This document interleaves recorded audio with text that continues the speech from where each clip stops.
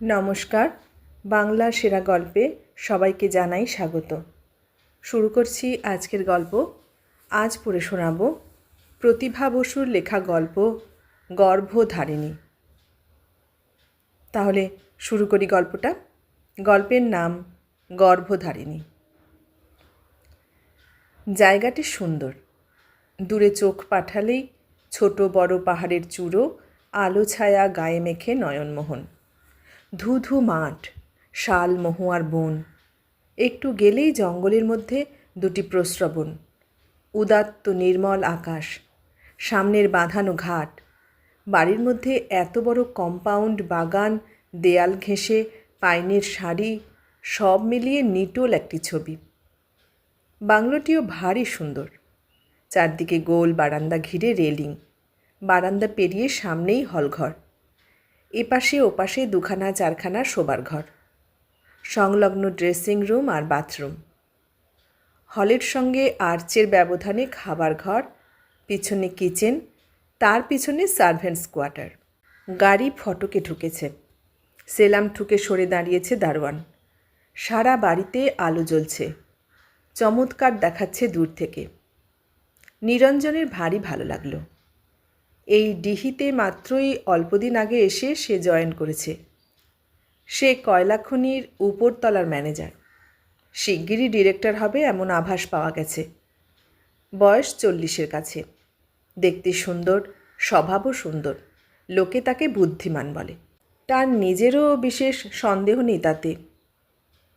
তবে যেটার অভাবে সে এত থেকেও ভালো না লাগা ব্যাধিতে ভোগে, সেটা তার অসুখী অপ্রসন্ন স্বভাব। কেন যে কিছু ভালো লাগে না, সবেতেই বিরক্তি আর রাগ, তা সে নিজেও বোঝে না সবসময়। এই স্বভাবের জন্য সুজাতা এক একদিন ভীষণ চটে যায়, ভীষণ বকে, কতদিন কথা বন্ধ করে দেয়। তাতে কি হবে? যার যেমন চরিত্র। আজকের এই অপ্রত্যাশিত ভালো লাগায় নিজেই তৃপ্তি বোধ করল। যেন সব মেঘ ধুয়ে গেছে মন থেকে, যেন সব ভারমুক্ত। মন ভালো থাকলে কত ভালো লাগে, অথচ কেন যে ভালো থাকে না। মনের সঙ্গে তো মানুষের দেখা হয় না, কথা বলা যায় না। মনের তো কোনো চেহারা নেই। মন আমাদের কল্পিত আত্মার মতো, আছে অথচ নেই। এমন নিরাকার হয়ে কি জ্বালান জ্বালায়। আজ সত্যি খুব ভালো লাগছে। একটা শীষ দিল সে। দৌড়ে ছুটে এলো 3টে কুকুর, হরিগোপাল, সিদ্ধেশ্বরী আর তারাময়ী। এগুলো পোশাকি নাম, ডাকনাম হরি, সিধু আর তারা। হরি ছেলে, বয়স 3, জাতিতে উচ্চ বর্ণের কুলীন, গারো পাহাড় থেকে এসেছে, অরণ্যের ভেড়া রক্ষকদের বংশধর। সিধু আর তারা অনুগত স্ত্রী, একান্তই বর্ণসংকর।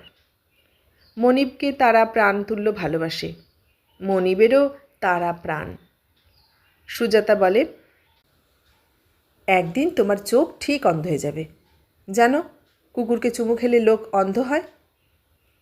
নিরঞ্জন বলে, ভালোই হয় অন্ধ হলে, এই জঘন্য পৃথিবীটাকে আর দেখতে হয় না তাহলে। সুজাতার কাছে এই পৃথিবীটা খুব সুন্দর, খুব মনোরম। মহারাষ্ট্রের মেয়ে, অনেক বয়স অবধি কলকাতায় থেকেছে, সেখানে থেকে বিয়ে পাশ করেছে। আবার পিতা যেখানে বদলি হয়ে গেছেন, চলে গেছে সেখানে। ভালো বাংলা জানে, কথা বলতে একটুও আটকায় না। মাছ মাংসও খায়। মধ্যপ্রদেশে কোথায় কোন কলেজে পড়াতো। নিরঞ্জনের সঙ্গে সেখানেই আলাপ। অল্প দিনের আলাপেই প্রেম, তারপরেই বিবাহ। সব মসৃণ। বয়স হয়েছিল দুজনেরই। সুজাতার 30, নিরঞ্জনের প্রায় 35। এখন সুজাতার 35, নিরঞ্জনের প্রায় 40। মাত্রই 5 বছরের বিবাহিত জীবন। সব নতুন, নতুনের পালিশই আলাদা। একটি 1.5 বছরের গাবলু গাবলু বাচ্চা আছে। তার মোহ নতুন স্বামীর মোহের মতোই ঘোর লাগা। নিরঞ্জনের এই জবাবে সে ভুরু কুঁচকোয়। মহারাষ্ট্রিয়ান চেহারায় ঢেউ তুলে বলে, পৃথিবীটা খুব বিচ্ছিরি না? পৃথিবীটা না আমি? এইখানে আবেগে আমিটা তার হামি হয়ে যায়। সিঁদুর পরা ধবধবে কপালটা যেন আগুনের শিখা। সেদিকে তাকিয়ে নিরঞ্জন হাসে। তুমি আছো বলেই তো এতদিন চোখ দুটো বিশ্রাম পেয়েছে। তোমার দিকে তাকিয়ে সব অন্ধকার দূর হয়ে যায়। আহা হা। নিরঞ্জন গাড়ি থেকে নেমে বারান্দায় দাঁড়িয়ে কুকুরদের আদর করতে করতে দেখল আয়া ধনপতিয়া এসে দাঁড়িয়েছে কাছে। মুখ তুলে তাকিয়ে বলল, মেম সাব কিধার? पता नहीं साहब, गिरधर बोलता कौन एक आदमी खून हो गया, वही देखने को गया। সে কি, আবার কে খুন হলো? চিন্তিত হলেন নিরঞ্জন। অবশ্য এই সব কলিয়ারি অঞ্চলে খুন জখম যে খুব একটা অস্বাভাবিক ঘটনা তা নয়, কিন্তু তাতে সুজাতার যাবার দরকার কি? সে কেন গেল? কখনো তো যায় না। এরপরেই শুনল পুলিশের লোক এসে নিয়ে গেছে জিপে চড়িয়ে। উৎকণ্ঠায় অস্থির হয়ে তক্ষুনি আবার গাড়ি নিয়ে বেরুচ্ছিল সুজাতা এলো। পুলিশের জিপেই এলো। হাসতে হাসতে নামল।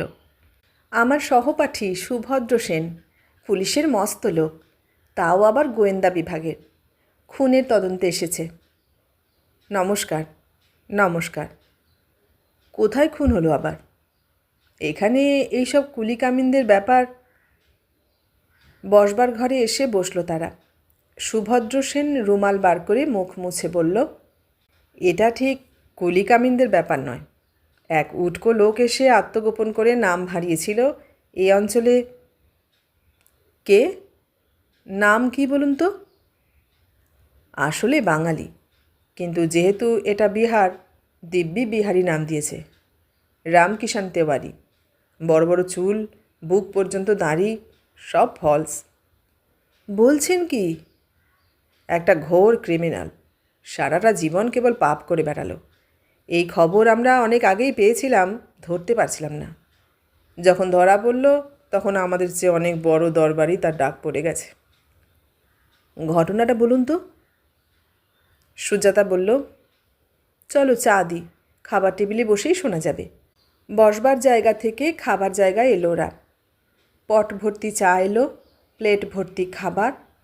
তারপর নিহত মানুষটির বিষয়ে সুভদ্র যা বলল তা হচ্ছে এই, লোকটি পাপিষ্ঠ। নিজের পরিচয় গোপন করে যে মহিলাকে স্ত্রী পরিচয় দিয়ে এখানে ছিল, সে ওর স্ত্রী নয়, স্ত্রীলোক। সেই স্ত্রীলোকটাই খুন করে পালিয়েছে। কি সর্বনাশ! প্রথম জীবনে একটি অতি সুন্দরী, অতি গুণবতী মেয়েকে ফাঁকি দিয়ে বিয়ে করেছিল। মেয়েটি তার দাদার কাছে থাকত, কলেজে পড়ত। বিয়ের জন্য তার বাবার 10,000 টাকা ইনশিওর করা ছিল। বোধহয় সেই লোভেই অথবা প্রেমেও পড়তে পারে, জানি না। যেভাবে পারে সেভাবেই বিয়ে করল। মেয়েটি দাদার কাছেই শুনেছি শেষে নাকি লোকটা বিষ খেয়ে আত্মহত্যায় উদ্যত হয় বলেই মেয়েটি বাধ্য হয়ে বিয়ে করে। মেয়েটি বুঝি প্রেমে পড়েনি? পড়েছিল নিশ্চয়ই, নইলে বিষ খাওয়া খাইয়ে পর্যন্ত আর এগোয় কী করে। কিন্তু দাদার ইচ্ছে ছিল না। লোকটিকে তার একেবারেই পছন্দ হয়নি। নিজের বন্ধুর সঙ্গেই বরাবর ভেবে রেখেছিলেন সে ছেলে ছিল সব দিক থেকেই যোগ্য, যাকে বলে একেবারে উপযুক্ত পাত্র।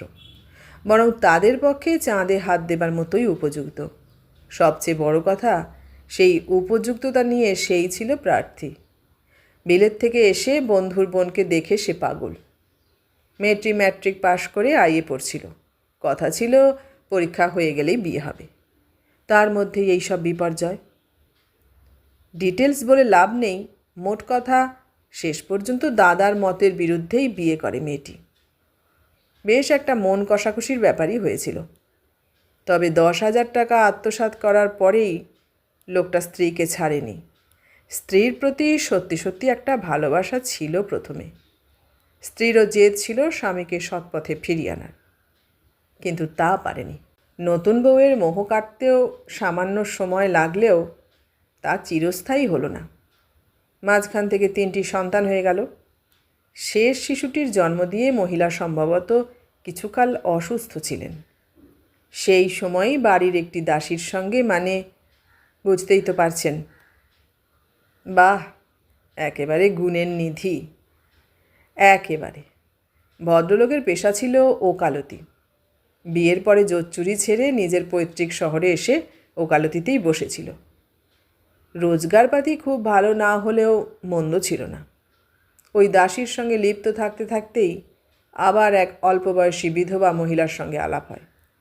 উকিল তো, মহিলা বিপন্ন হয়ে একদিন ওর কাছে এসেছিল। অকাল মৃত স্বামী যথেষ্ট বিষয় আশয় রেখে গেছে, ঠকাবার লোকও জুটেছে অনেক, সুতরাং উকিল। লোকটির চেহারা সুন্দর ছিল, মন ভোলাবার কৌশল জানা ছিল। কয়েকদিনের মধ্যেই উপকারী বন্ধু হয়ে শুধু যে সম্পত্তির রক্ষণাবেক্ষণের কাজে নিজেকে নিয়োজিত করল তাই নয়, মহিলার উপবাসী বুভুক্ষু যৌবনকেও বেশ ভালোভাবেই আপ্যায়িত করল এবং এই পথে এগিয়েই সম্পত্তিটি হস্তগত করল। সাংঘাতিক তো!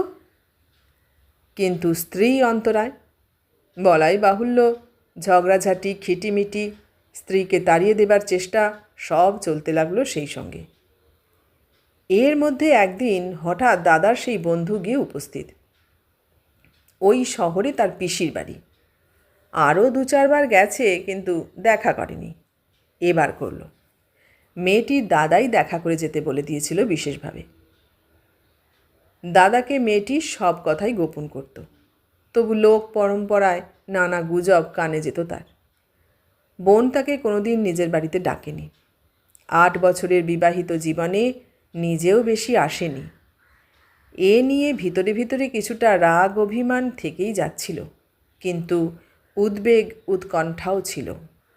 চক্ষুকর্ণের বিবাদ ভঞ্জনের জন্যই এই অনুরোধটি বন্ধুকে রাখতে বলেছিল। বন্ধুটি তখনও বিয়ে করেনি? না, কিন্তু বন্ধু এসে একটি ভীষণ ঘটনার মুখোমুখি পড়ে গেলেন। স্ত্রীকে হত্যা করতে গিয়ে লোকটা হাতে নাতে ধরা পড়ে গেছে।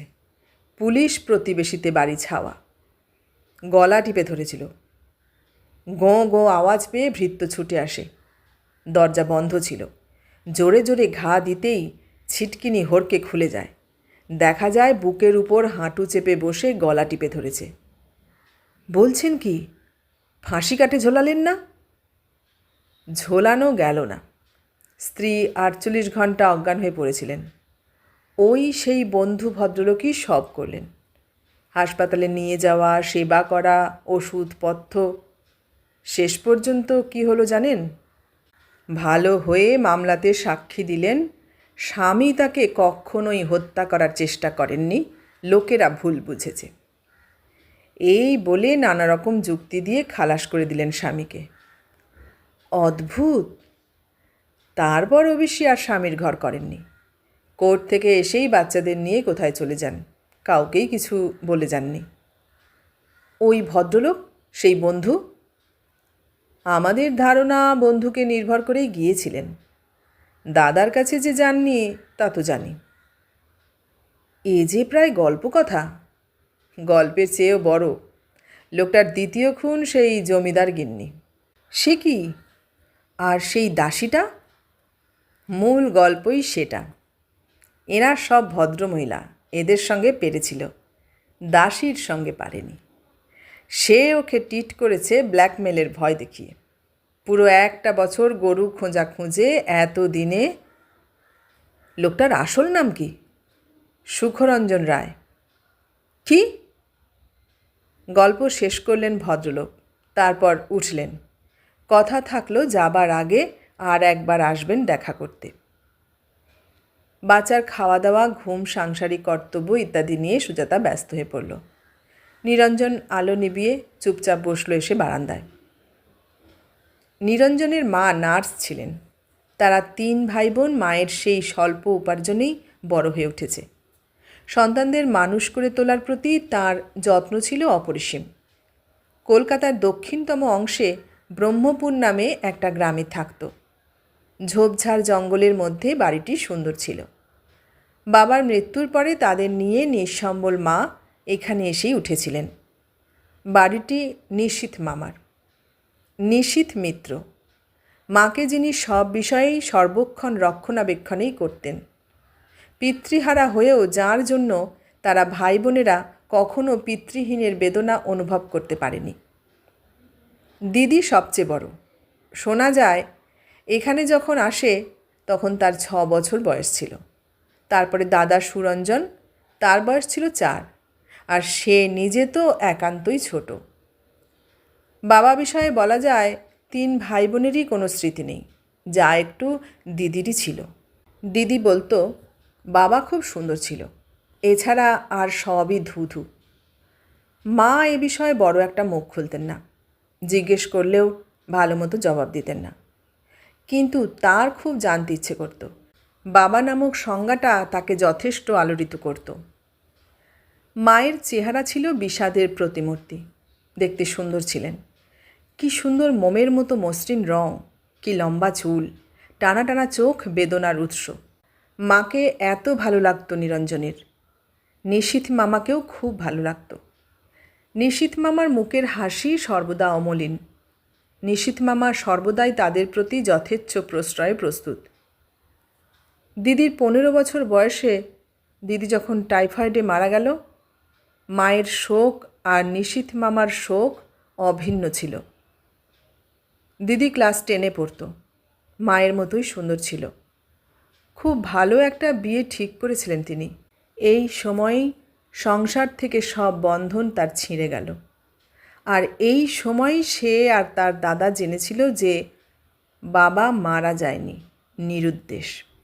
মাকে দুঃখ দেওয়ার জন্য তার ভাগ্যের একটা বড় রকমের ষড়যন্ত্র ছিল। দিদির শোকই তার শেষ শোক নয়। আইএ পড়তে পড়তে তার দাদাও মারা গেল। সে তখন ক্লাস 9-এর ছাত্র। দেখতে দেখতে ভরাপুরা বাড়িটা খাঁ খাঁ হয়ে গেল। দিদির শোকে বালক নিরঞ্জন ও দাদার শোকে কিশোর নিরঞ্জন এত জোরে জোরে দুটো ধাক্কা খেল যে এক লাফে অনেক বছর পেরিয়ে এলো। সে গম্ভীর হয়ে গেল, চিন্তাশীল হলো এবং বিষণ্ণ হলো। আর একটা নতুন ভাবনার পোকা তার মাথার মধ্যে ঘুরপাক খেতে লাগলো। তার বাবা কেন নিরুদ্দেশ হবেন? কোথায় গেলেন? কী তার কারণ? মার চাপা স্বভাবের জন্য তার সঙ্গে এ বিষয়ে কথা বলা সম্ভব ছিল না। নিশীথ মামাও অন্যান্য বিষয়ে খোলা মেজাজের মানুষ, কিন্তু এ বিষয়ে নয়।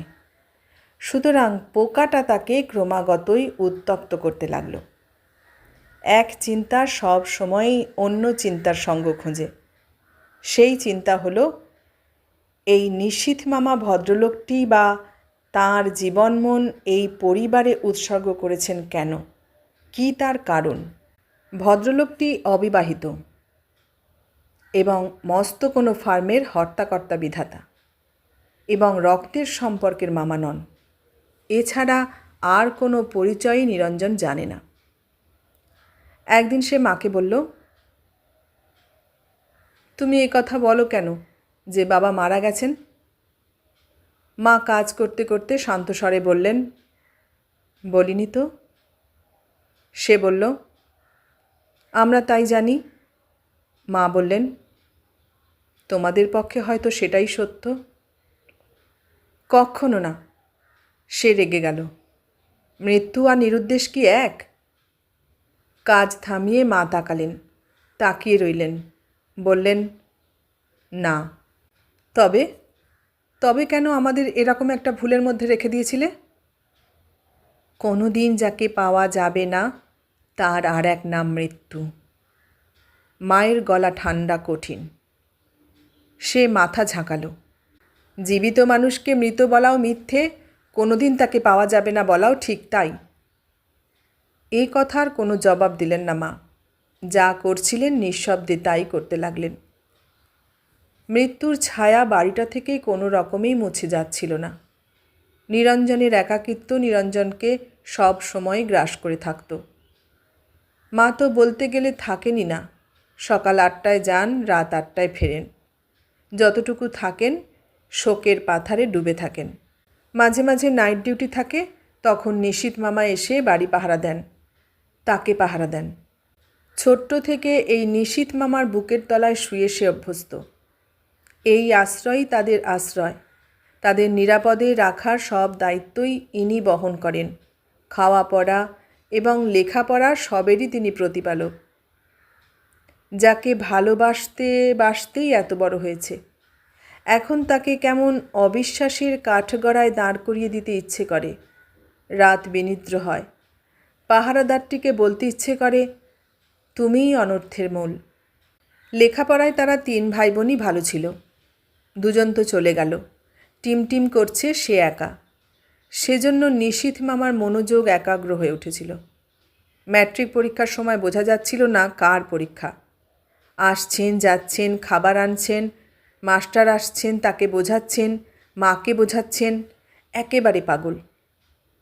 সুধা, তুমি ভেবো না সুধা, তুমি ভেবো না এই শুধু মুখের বুলি। সুধা, সুধা, সুধা, সুধা, তার সত্যিই সুধা।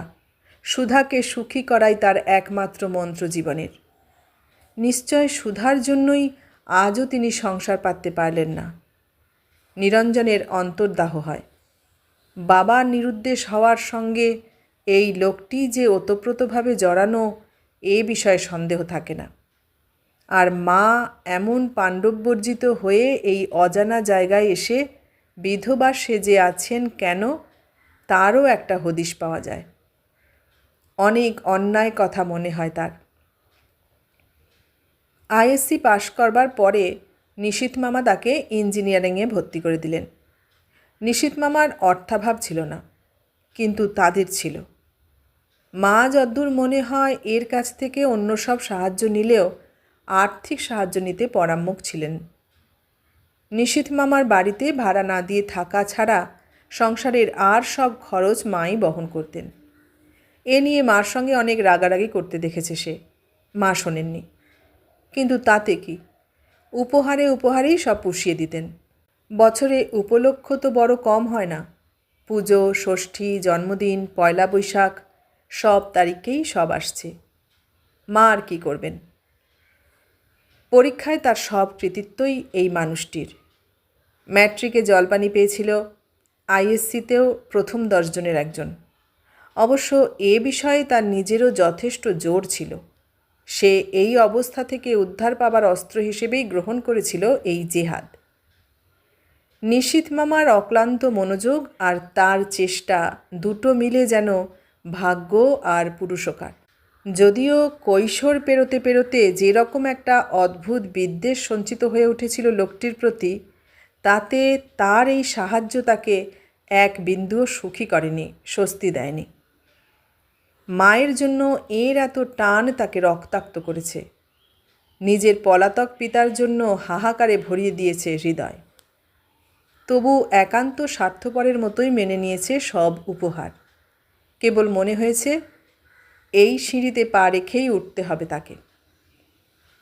নিশীথ মামা খোলা গলাতেই বলতেন, সুধার জন্য আমি কী না করতে পারি।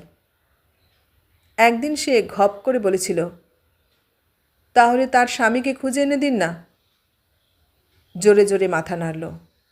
না, সেটা পারি না। তা যে পারেন না তা কি আর জানে না নিরঞ্জন? জানে। পারলে আর এখানে লোকচক্ষুর আড়ালে বাসা বেঁধে থাকবেন কি করে? ছি, আসলে মা হচ্ছে ওর প্রেয়সী। তবে মায়ের প্রেমিক উনি কিনা সেটা অবশ্যই ধরা যেত না। মা অসাধারণ ধীর, স্থির, শান্ত, সংযত। যুবতী মেয়ের নার্সের জীবন খুব মসৃণ ছিল না সে সময়ে। মাকে অনেক উৎপাত সহ্য করতে হয়েছে। নীরবেই সহ্য করেছেন। মুখ্যত ওই নিশীথ মিত্র নামক ব্যক্তিটি তার সমস্ত ব্যক্তিত্ব নিয়েই দাঁড়িয়ে থাকতেন বলেই হয়তো সেটা সম্ভব হয়েছে। সেই হিসেবে এর অস্তিত্ব নিশ্চয়ই তাদের জীবনে আশীর্বাদ। কিন্তু এই কিন্তুটি সারা অন্তর অন্ধকারে ছেয়ে দিত। কখনো কখনো এমনও মনে হতো, মাকে উনি ভুলিয়ে ভালিয়ে বার করে আনেননি তো। জলপানি পেয়েছিল বলেই ইঞ্জিনিয়ারিংয়ে ভর্তি হওয়া সহজ এবং সম্ভব দুই হলো, নইলে সেই খরচ মা দিতে পারতেন না। নিশীথ মামার হাত থেকেও নিতে চাইতেন না। পরীক্ষার শেষে সে একটি মেয়ের প্রেমে পড়েছিল। মাকে বলেছিল, অমুককে আমি বিয়ে করতে চাই। মা বলেছিলেন, বিয়ে? সে বলল, এক্ষুনি নয়, তোমাদের উপর চাপাবো না, তবে চাকরি একটা জুটবে বলেই আশা করছি 2-4 মাসের মধ্যে, তখন। মা বললেন, বেশ তো, তারপরেই বললেন, মামাকে বলেছ? ভুরু কুঁচকে গেল তার। উদ্ধতভাবে জবাব দিল, তাকে বলবার কি আছে, সে আমার কে? মা অবাক নয়নে তাকিয়ে থেকে বললেন, তিনিই তো সব। নিরঞ্জন সে বলেছিল, মা তিনি বললেন। এটা ভাষার সংশোধন। নিরঞ্জন তৎক্ষণাৎ বলল, সে সব বলেই সম্ভবত আমরা আমাদের বাবাকে সব করতে পারিনি। মা বললেন, কৃতজ্ঞ না হও, কৃতঘ্ন হইও না। এই বলে স্থান ত্যাগ করলেন। মার সঙ্গে ঝগড়া করবার জন্য, তর্ক করবার জন্য সে মরিয়া হয়ে উঠেছিল। মা সুযোগ দিলেন না। তবু সে পিছনে গিয়েছিল। মা বেরিয়ে গেলেন। এর কয়েকদিন পরেই একটা চরম ঘটনা ঘটে গেল। অসময়ে বাড়ি ফিরে সে মাকে আর নিশীথ মামাকে নেভৃত কথা বলতে শুনে কান পাতল। নিশীথ মামা ঈষৎ উত্তেজিতভাবে বলেছিলেন, আর কতদিন তুমি এভাবে আত্মগোপন করে থাকবে বলতে পারো? কেন? কার জন্য? কিসের আশায়? মার মৃদুস্বর ভেসে এলো, আশা। কিভাবে আমি তোমাকে সেদিন তোমাদের বাড়ি থেকে বার করে নিয়ে এসেছিলাম সুধা, তুমি আমার। তবে এই লোকটা তার বাবাকে বঞ্চিত করে ঠিকই বার করে এনেছিল তার মাকে। ঝাঁত করে সমস্ত শরীরে সব রক্ত মাথায় উঠে এলো নিরঞ্জনের। তার কান পুড়ে গেল। তার এতদিনের এত সন্দেহ, এত জ্বালা, যন্ত্রণা, অশান্তি সব একসঙ্গে আগুনের শিখা হয়ে দপ করে জ্বলে উঠল। লাফিয়ে ঘরে ঢুকল সে। আক্রোশে অন্ধ হয়ে নিশীথ মিত্রেরই আদরে যত্নে লালিত পালিত সুস্থ শরীরের সমস্ত শক্তি দিয়ে নিশীথ মিত্রেরই শার্টের কলার এমন জোরে চেপে ধরল যে তার চোখ দুটো বেরিয়ে আসতে চাইল। মা, এ কি বলে বিহল গলায় চিৎকার করে ছুটে এলেন। তার চেয়েও প্রবল শক্তিতে এক ধাক্কায় শরীর দিয়ে বলে উঠলেন, যত ভালোভাবেই মানুষ করো নিশীথ, সুখরঞ্জন রায়ের রক্ত যাবে কোথায়? আমার বাবার নাম তুমি উচ্চারণ করবে না। তোমাকে আমি মা বলে মানি না। তোমাদের দুজনকেই আমি ঘৃণা করি। নিশীথ মিত্র উঠে দাঁড়ালেন। কি পাগলামি করছো? শোনো, তোমাকে সমস্ত ঘটনাটা জানানো উচিত ছিল। তোমার মায়ের সব বিষয়েই এত গোপনতা যে। তিনি সস্নেহে হাত ধরেছিলেন। মনের উত্তাপটা তিনি বুঝতে পেরেছিলেন। নিরঞ্জন এক ঝটকায় হাত ছাড়িয়ে এক দলা থুতু ছিটিয়ে ঝড়ের বেগে বেরিয়ে এলো। দেখল মা মূর্ছাহতের মতো পড়ে গেলেন মেঝেতে। কি হলো বলে নিশীথ মামা ঝুঁকে পড়লেন। সে বাইরে থেকে দরজাটা ছিটকিনি বন্ধ করে দিল। বার করে আনা স্ত্রীলোক নিয়ে এবার নিশীথ মিত্র যত খুশি প্রেম করুক। তারপর থেকে এই এতগুলো বছর কেটে গেছে। দেশ দেশান্তরে নিরুদ্দেশ পিতাকে খুঁজেছে বৈকি। প্রত্যক্ষভাবেও খুঁজেছে, পরোক্ষেও খুঁজেছে। অন্যমনস্ক উদাসীন দেখলেই সুজাতা জিজ্ঞাসা করে, মাঝে মাঝে তোমার কি হয় বলো তো? যেন সংসার থেকে সমস্ত অস্তিত্ব নিয়ে বেরিয়ে গিয়ে কি ভাবো। সুজাতাকে বলতে পারে না। তার মন প্রাণ জুড়ে নেপথ্য সঙ্গীত হয়ে কত দুঃখের আগুন তুষ হয়ে জ্বলছে। মাকে ক্ষমা করতে পারুক না পারুক, ভালোবাসা যে মরে না। নিশীথ মামাকে ঘৃণা করতে চাইলেও বারে বারে ওই একই ভালোবাসার জোয়ার ধুয়ে দিয়ে যায় সব। যত বেদনা পিতার জন্য, ততোধিক বেদনা ওই অপরাধী মানুষ দুটির জন্যে। এ বিষয়ে সে যে কত অসহায় কেমন করে জানাবে সুজাতাকে? সুজাতা জানে তার পিতামাতা দুই মৃত। জগতে একা মানুষকেই সুজাতা মাল্যদান করেছে। আস্তে আস্তে কখন যেন নিভে এসেছিল আগুন, কখন যেন হতাশার অন্ধকার ছিঁড়ে আলোর উদ্ভাস স্পষ্ট হয়ে উঠেছিল। চাকরিতে উন্নতি হয়েছে, বিয়ে করেছে, সন্তান জন্মেছে, আর সুখ? অবচেতনের গভীরে যা থাকে থাক, চেতন মন তার এক ধরনের তৃপ্তিতে প্রায় ভরে উঠেছিল। আর তারপরে কি না এই? নিরঞ্জন হাসবে না কাঁদবে ভেবে পেল না। ভেবে পেল না এখন সে কোথায় যাবে, কী করবে? গভীর যন্ত্রণায় দৈহিকভাবে কেঁপে উঠল। বুকের উপর দিয়ে একটা কান্নার ঢেউ প্রচণ্ড হয়ে গড়িয়ে ভেঙেছিল পাঁজরা। পরাজয় আর অপমানের তীব্র কষাঘাতে কে যেন তাকে চুলের মুঠি ধরে তুলে দিল চেয়ার থেকে। সে উঠল, অন্ধকার সিঁড়ি বেয়ে নেমে আচ্ছন্নের মতো পার হয়ে গেল কম্পাউন্ড। বাড়িটাকে পিছনে ফেলে হাঁটতে লাগল। কোন দিকে? পূবে না পশ্চিমে? উত্তরে না দক্ষিণে? ডাইনে না বাঁয়ে? এদের লাশ কাটা ঘরটা কোথায়?